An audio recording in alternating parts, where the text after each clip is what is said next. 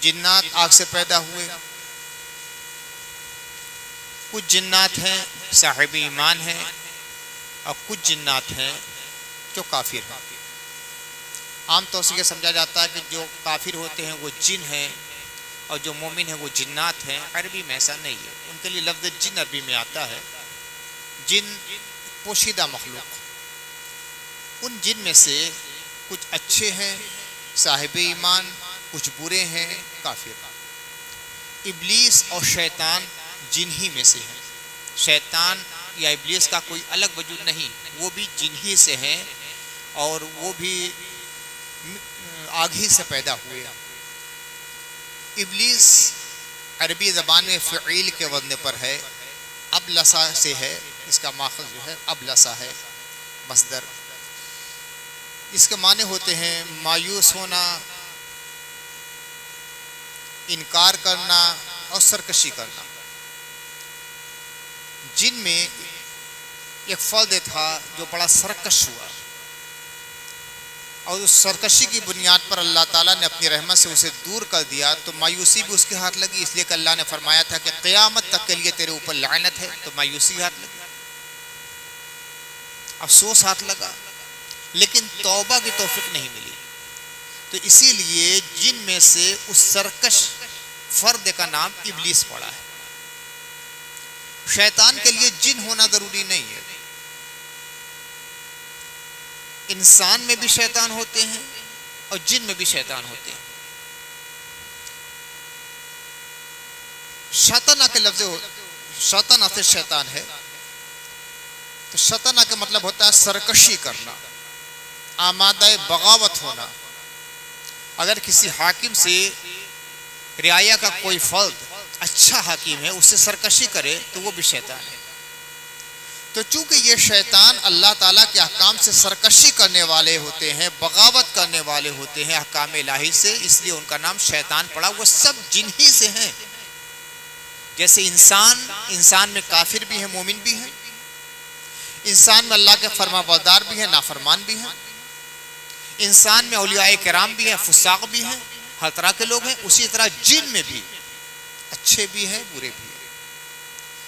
خود اللہ کے نبی صلی اللہ علیہ وسلم پہ ایمان لانے والے بہت سے جن تھے، پوری جماعت تھی۔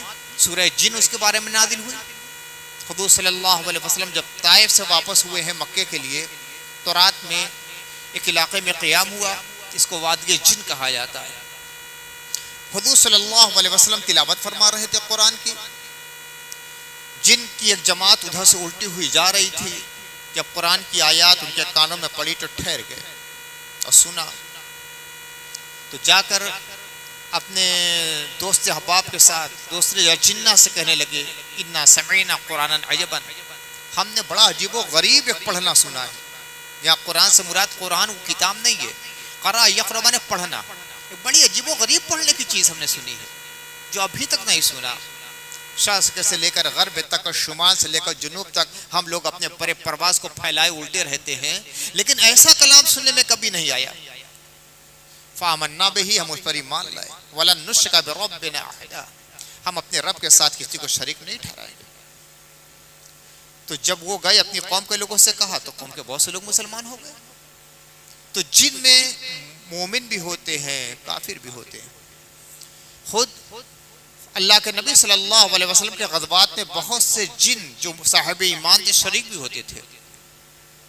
حضرت والد گرامی کے پاس ایک شخص آتے تھے، حافظ قرآن تھے، ان کے اوپر جن کی سواری آتی تھی، تو انہوں نے خود کہا، ہم لوگ موجود تھے، بہت سے لوگوں نے سنا ہوگا، وہ کہتے تھے کہ میں بدری صحابی ہوں۔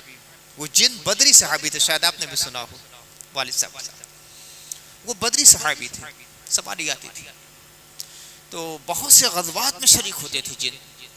تو جن میں دونوں طرح کے ہیں، لیکن جن میں جو سرکش تھے، ان سرکشوں کا جو امام ہے وہ ابلیس ہے۔ اس کا نام ہی ابلیس پڑ گیا، نام کچھ اور تھا لیکن اس کا خطاب ابلیس پڑ گیا کہ اللہ کے حدود سے تجاوز کرنے والا، اللہ کے فرمان سے بغاوت کرنے والا، نافرمانی کرنے والا ہے، یہ ابلیس ہے۔ تو اس کی سرگزشت بیان کی جا رہی کہ واقعہ کیا ہوا۔ اسی کو اللہ تعالیٰ فرماتا ہے، وَإِذْ قَالَ رَبُّكَ لِلْمَلَائِكَةِ إِنِّي جَاعِلٌ فِي الْأَرْضِ خَلِيفَةً، یاد کرو جب کہ تمہارے رب نے فرشتوں سے کہا کہ میں زمین پر خلیفہ بنانے والا ہوں. ابھی بنایا نہیں ہے، بنانے سے پہلے اللہ نے اپنا منصوبہ بیان فرما دیا کہ میرا ارادہ ہے کہ زمین پر خلیفہ بناؤں گا. کس سے کہا؟ فرشتوں سے کہا. فرشتے جو نورانی مخلوق ہیں، معصوم مخلوق ہیں، گناہ کا ان سے صدور ممکن ہی نہیں ہے، بالکل پاک صاف رہتے ہیں.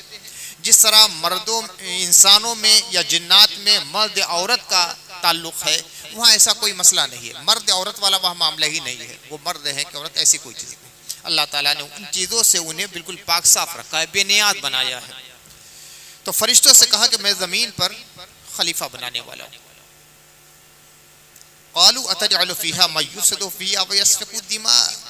فرشتے بولے کیا تو زمین میں اسے خلیفہ بنائے گا جو زمین میں بگاڑ پیدا کرے گا اور خوریزی کرے گا، خون بہائے گا؟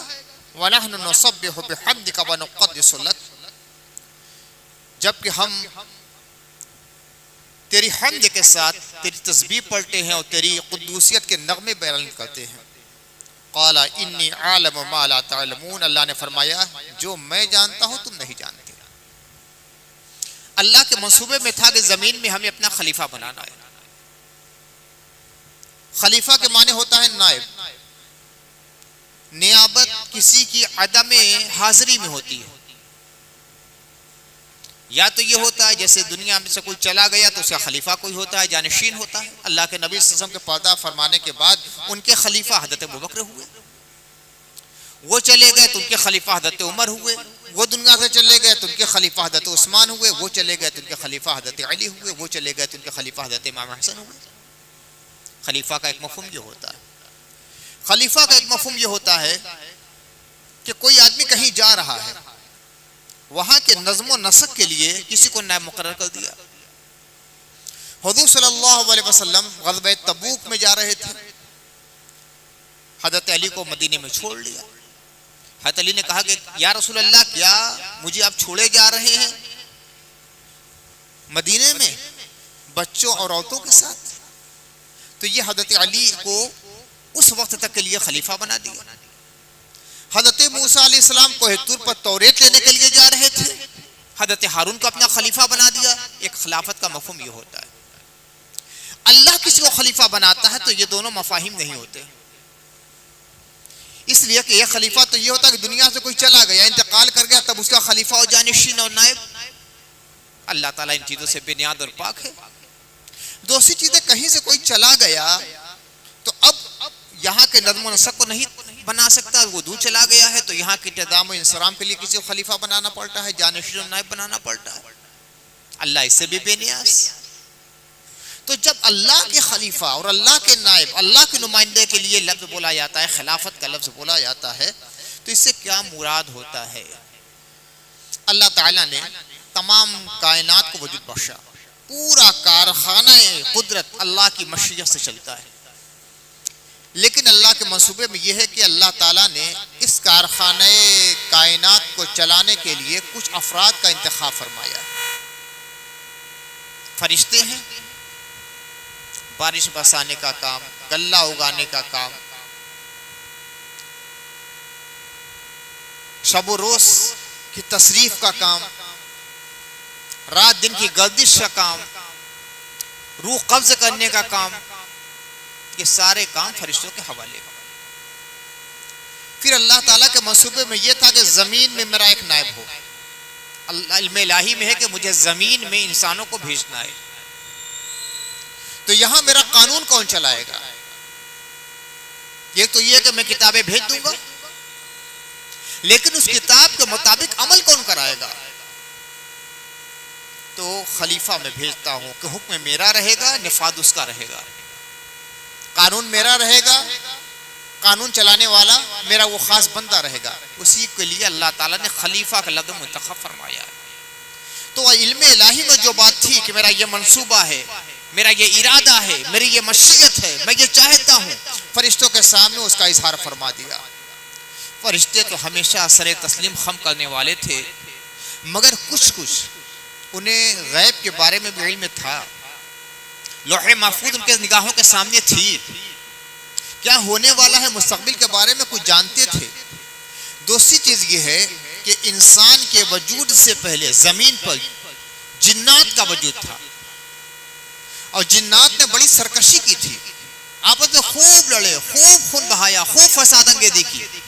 تو ایک تجربہ ان کی نگاہوں کے سامنے تھا.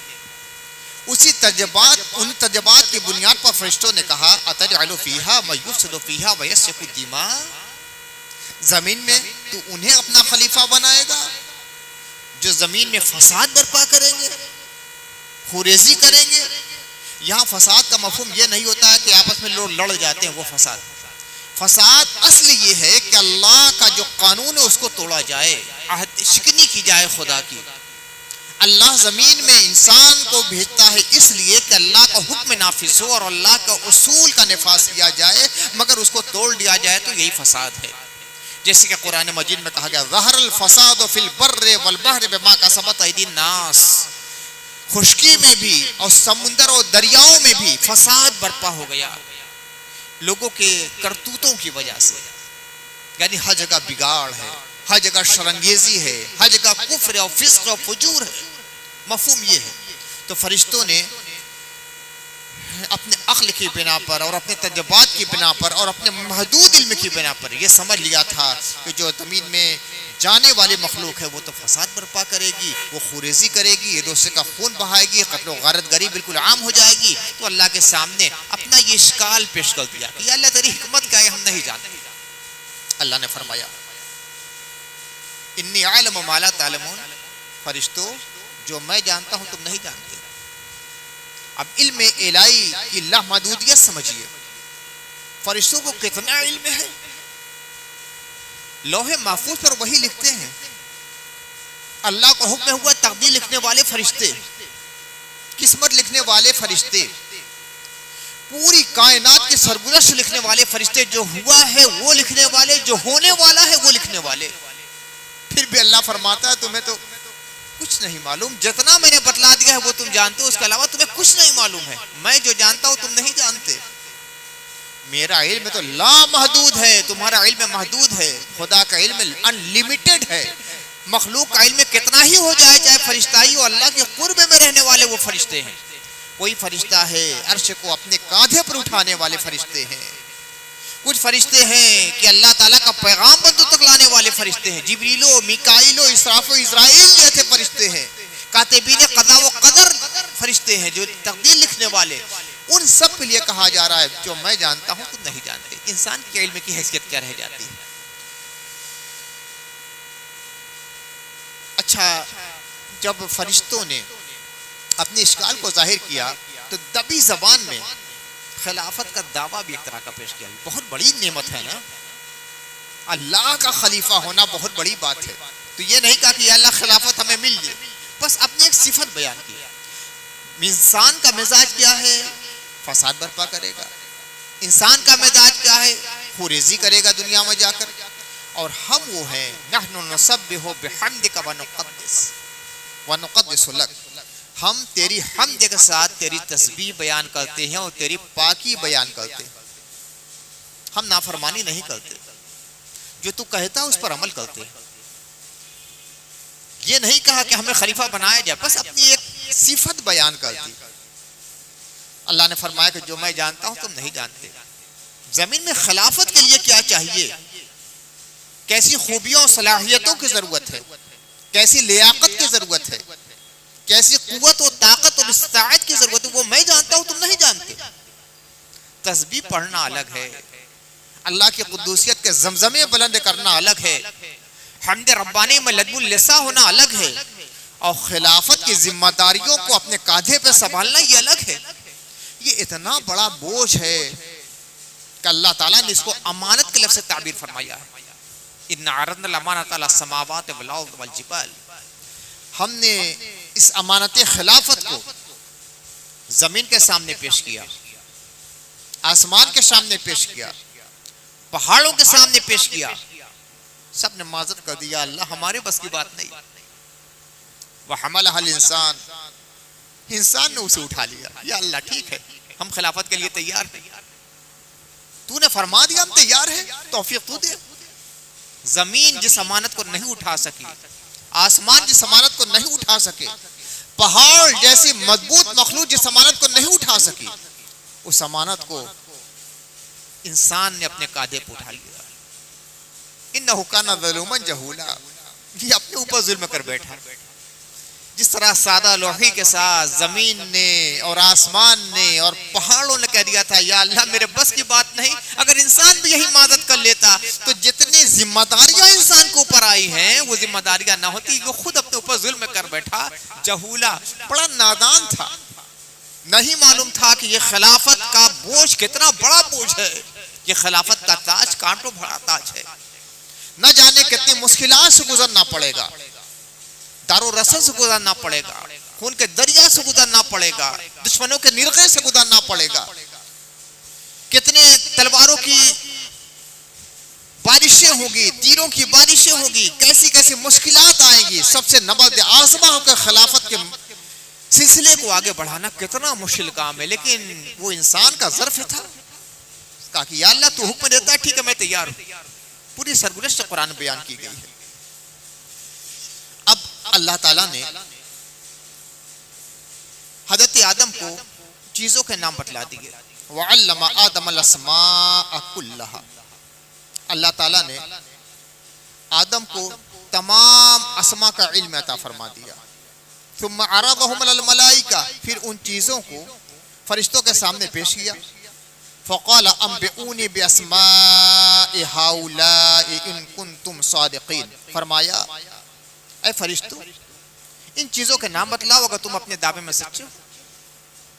دیکھیے دو چیزیں کہی تھی فرشتوں نے، ایک تو یہ انسان زمین میں فساد برپا کرے گا، انسان زمین میں خوریزی کرے گا، یہ انسان کے بارے میں کہا، اور اپنے بارے میں کہا ہم تیری حمد پڑھتے ہیں، تیری تسبیح بیان کرتے ہیں، تیری پاکی بیان کرتے ہیں۔ اب اللہ تعالیٰ نے حضرت آدم کو کچھ اسماء بتلا دیے، کچھ چیزوں کے نام بتلا دیے۔ اب اس سے مراد کیا ہے؟ کن چیزوں کے نام بتلائے؟ تین طرح کے اقوال مفسرین بیان فرماتے ہیں۔ ایک قول یہ ہے کہ کائنات کی تمام اشیاء کے نام بتلا دیے، تمام اشیاء جو پیدا ہو چکی تھی، آسمان کی ہو یا زمین کی ہو۔ آدم دیکھو یہ اس کا نام آسمان ہے، اس ستارے کا یہ نام ہے، اس ستارے کا یہ نام ہے، یہ چاند ہے، یہ سورج ہے، یہ لو ہے، یہ عرش ہے، یہ کرسی ہے، یہ جنت ہے، یہ طوبہ ہے، یہ زمین ہے، زمین کے درخت ہے، یہ دریا ہے، یہ پہاڑ ہے۔ ایک تفسیری قول یہ ہے، تمام کائنات کی ایک ایک شے کا نام بتلا دیا۔ دوسرا قول یہ ہے کہ فرشتوں کے نام بتلا دیے، اس فرشتے کا یہ نام، اس فرشتے کا یہ نام، کروڑوں کروڑ فرشتے، اس ایک ایک فرشتے کا نام بتلا دیا۔ تیسرا قول یہ ہے کہ حضرت آدم کی جو ذریت آنے والی تھی دنیا میں سب کے نام بتلا دیے۔ تین طرح کے اقوال ہیں۔ جو فرشتوں والا قول ہے اکثر مفسرین نے اس کو قبول نہیں کیا، لیکن اس سے یہ سمجھ میں آتا ہے کہ فرشتے خود فرشتوں کے نام سے واقف نہیں، لیکن حضرت آدم کو واقف کرا دیا گیا، کم سے کم یہ تو ہے۔ دوسری چیز یہ ہے کہ حضرت آدم علیہ السلام کی جو ذریت دنیا میں آنے والی ہے، نسل آدم، ان میں سے ایک ایک فرد کا نام بتلا دیا گیا۔ اور تیسرا قول یہ ہے کہ تمام اشیاء کائنات میں سے ایک ایک شے کا نام بتلا دیا گیا۔ جو دوسرا قول ہے مجھے زیادہ پسند ہے۔ مفسرین کے اقوال ہوتے ہیں، کوئی کسی کو منتخب کرتا ہے، کوئی کسی کو منتخب کرتا ہے۔ دوسرا قول مجھے زیادہ پسند ہے۔ دوسرا قول کون؟ آواز آ رہی ہے؟ دوسرا قول یہ کہ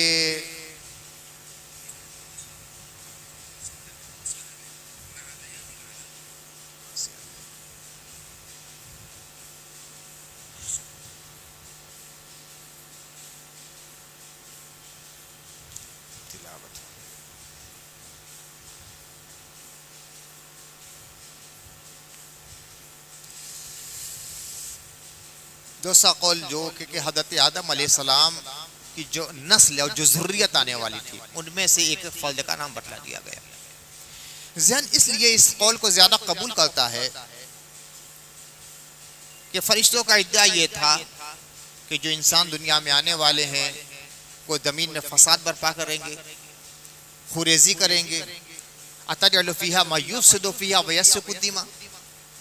تو حضرت آدم علیہ السلام کو ان کی نسل کے افراد کا نام بتلا دیا گیا، بالخصوص انبیاء کرام، ہادیان اسلام، مصلحین امت، مجددین قوم کا نام، اور پھر فرشتوں کے سامنے پیش کیا گیا کہ دیکھو فرشتوں، تم نے ایک رخ دیکھا تھا، دوسرا رخ دیکھو، یہ کون ہے؟ یہ نوح ہے، یہ کون ہے؟ یہ ابراہیم ہے، یہ کون ہے؟ یہ موسیٰ ہے، یہ عیسیٰ ہے، یہ ہارون ہے، یہ یحییٰ ہے، یہ زکریا، یہ محمد ہے۔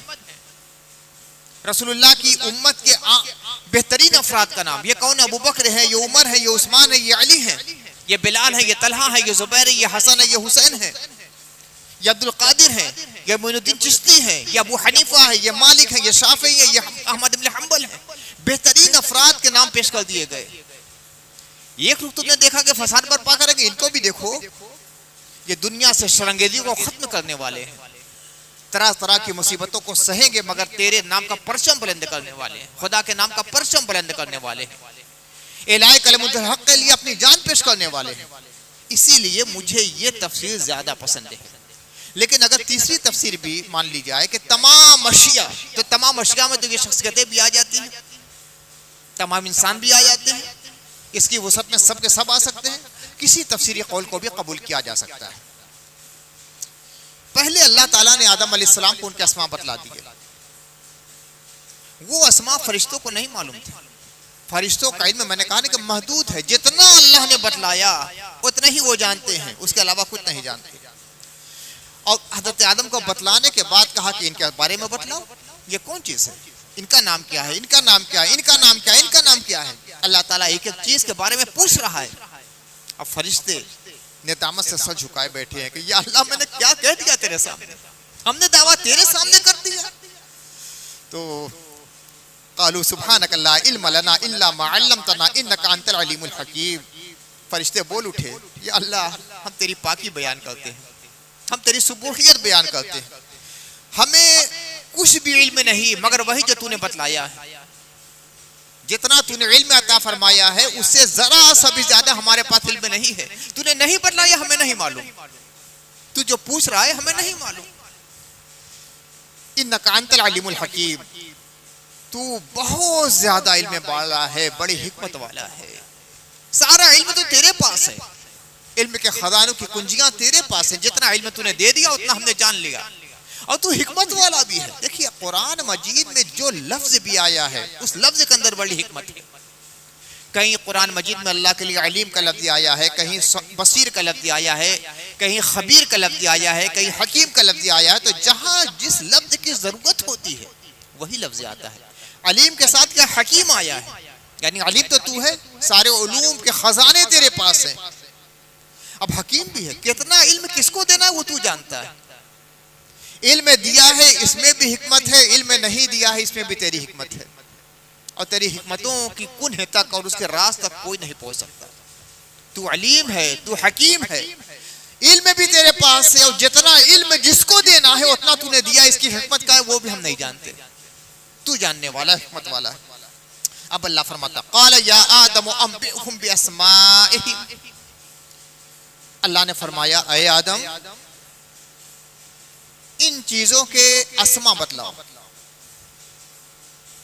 اور کس کو بتلانا؟ ان فرشتوں کو بتلا، انبئهم ان فرشتوں کو خبر دو، باسمائهم ان چیزوں کے اسما یعنی ناموں کے بارے میں، یہ نہیں کہ مجھے بتلاؤ، یہ فرشتے ہیں نا کہہ رہے ہیں انسان ظالم ہوگا، انسان خوریزی کرے گا، انسان فساد برپا کرے گا، تو ذرا ان لوگوں کو بتلاؤ ان چیزوں کا نام کیا، انبئهم ان لوگوں کو بتلاؤ، باسمائهم ان اشیاء کے نام، فلما انبأهم باسمائهم جب آدم نے ان فرشتوں کو ان چیزوں کے نام کے بارے میں بتلا دیا، قال الم اقل لكم انی اعلم غیب السماوات والارض واعلم ما تبدون وما کنتم تکتمون، اللہ نے فرمایا کیا میں نے تم سے نہیں کہا تھا کہ میں آسمانوں اور زمین کے غیب کو جانتا ہوں، جتنی چیزیں چھپی ہیں تمام آسمانوں میں اور زمین میں سب کے بارے میں مجھے خبر ہے، غیب کے بارے میں جانتا ہوں۔ تم کیا جانتے ہو؟ شہادت کے بارے میں جانتے ہو، تمہارے سامنے موجود ہے، میں عالم الغیب و شہادہ ہوں، جو چھپی ہے اس کو بھی میں جانتا ہوں اور جو ظاہر ہے اس کو بھی جانتا ہوں۔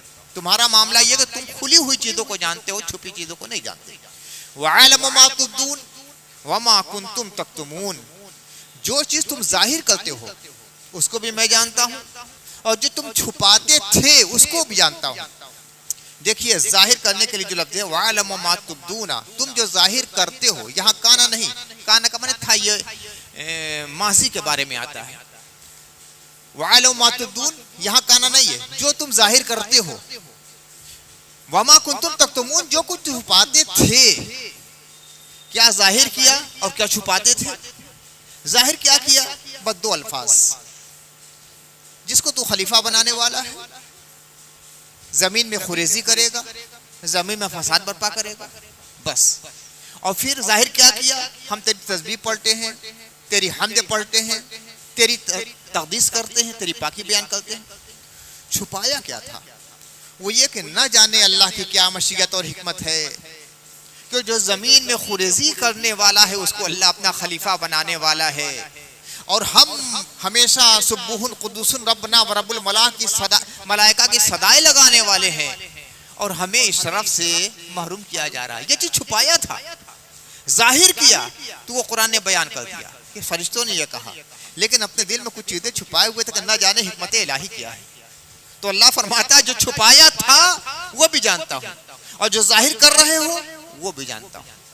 وَعَلَمُ مَا تُبْدُونَ وَمَا كُنْتُمْ تَكْتُمُونَ جو تم ظاہر کر رہے ہو اس کا علم بھی مجھے ہے، جو تم چھپاتے رہے ہو اس کا علم بھی میرے پاس ہے۔ وَإِذْ قُلْنَا لِلْمَلَائِكَةِ اسْجُدُوا لِآدَمَ فَسَجَدُوا إِلَّا إِبْلِيسَ وَأَبَى وَاسْتَكْبَرَ وَكَانَ مِنَ الْكَافِرِينَ۔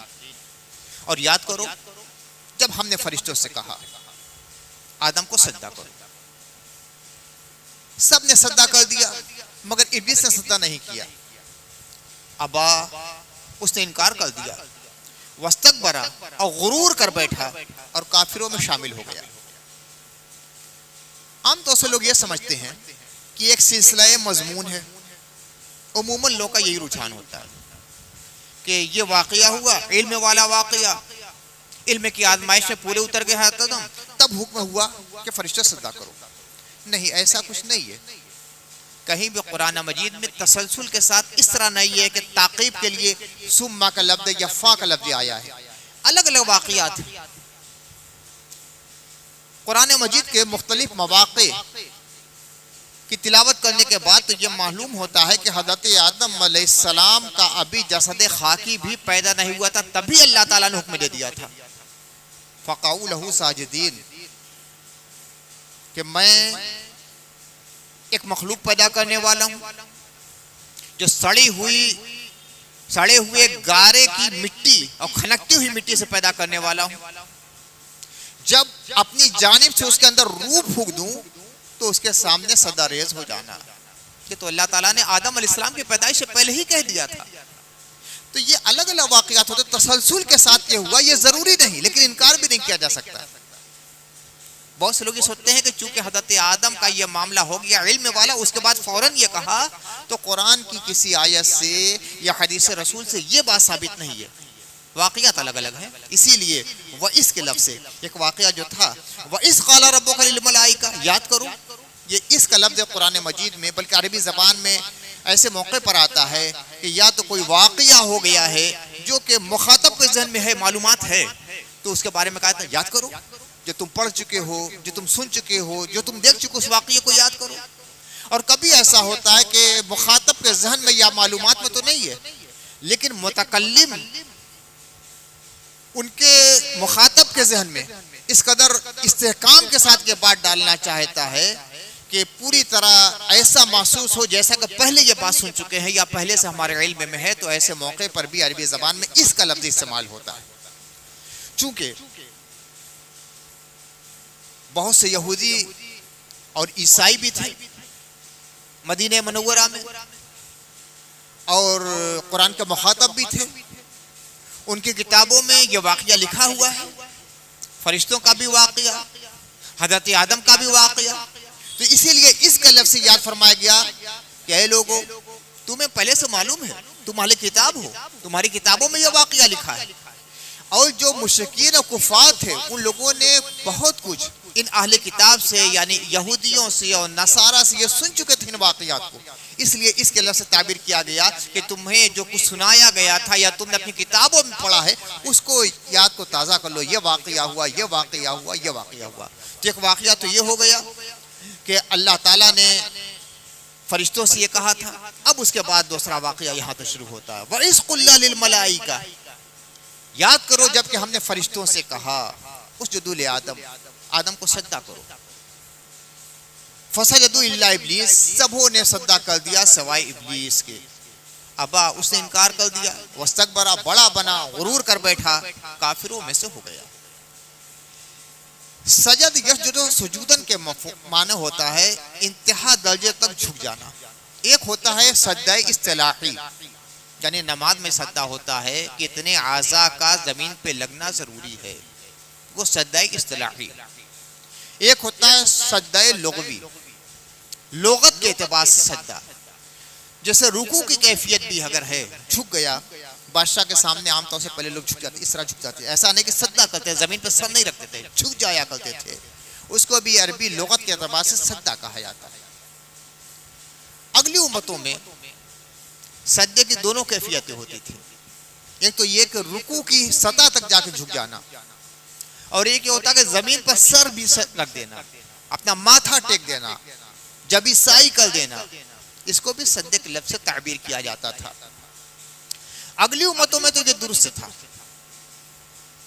اگلی شریعتوں میں یہ جائز تھا، لیکن شریعت محمدی میں سجدہ تعظیمی بھی حرام ہے، کسی کے لیے بھی سجدہ تعظیمی بھی نہیں۔ سجدہ عبودیت تو صرف اللہ کے لیے ہے ہی، کسی بھی غیر اللہ کے لیے اگر سجدہ عبودیت کر لیا جائے تو یہ شرک ہے، لیکن سجدہ تعظیمی بھی نہیں کیا جا سکتا۔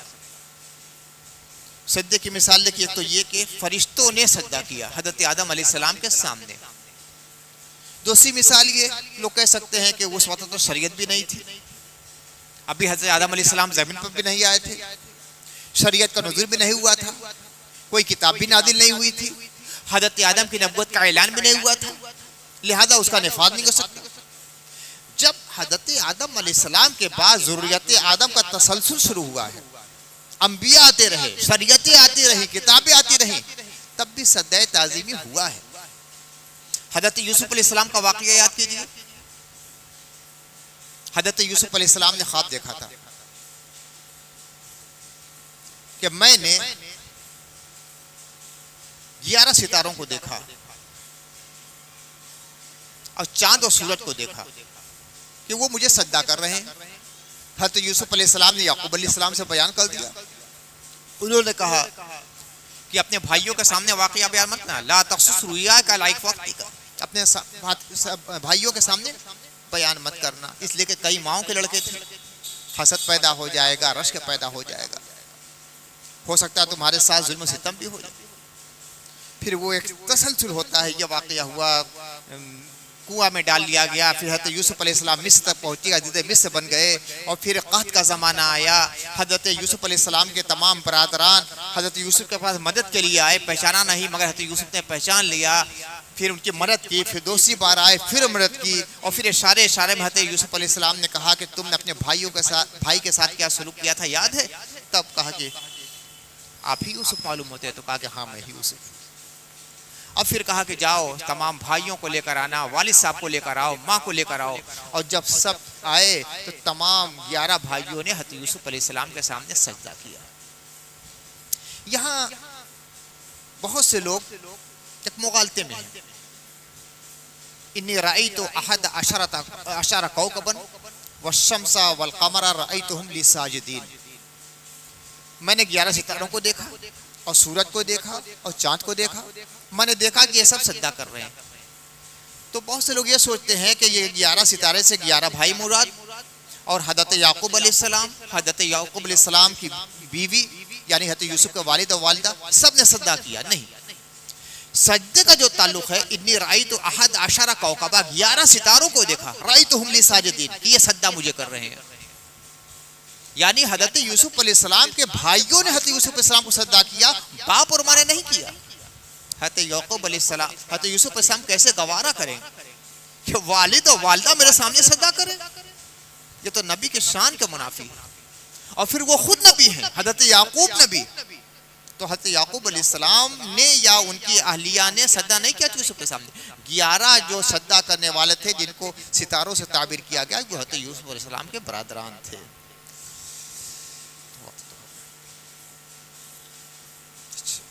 اللہم صلی علی سیدنا و مولانا محمد وعلی آل سیدنا و مولانا محمد وبارک وسلم۔ الہ العالمین ہمیں قرآن مجید کی صحیح طرح سے تلاوت کی توفیق عطا فرما، قرآن مجید کا صحیح فہم عطا فرما، قرآنی ہدایتوں پر عمل کرنے کی توفیق عطا فرما۔ یا اللہ قرآن کا نور ہم سب کے سینوں میں اتار دے۔ یا اللہ قرآن کی جو ہدایات ہیں ان کے مطابق زندگی گزارنے کی ہم تمام لوگوں کو سعادت عطا فرما دے۔ یا اللہ ہماری نسلوں کو، ہمارے گھر کے افراد کو، سب کو قرآن کا عامل بنا دے۔ یا اللہ یہ ہدایت نامہ حیات ہے، یا اللہ اس ہدایت نامہ حیات کے مطابق ہمیں زندگی گزارنے کی توفیق عطا فرما۔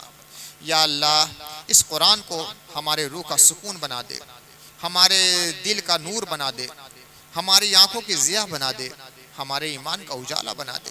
یا اللہ ہمارے قبر کی روشنی بنا دے۔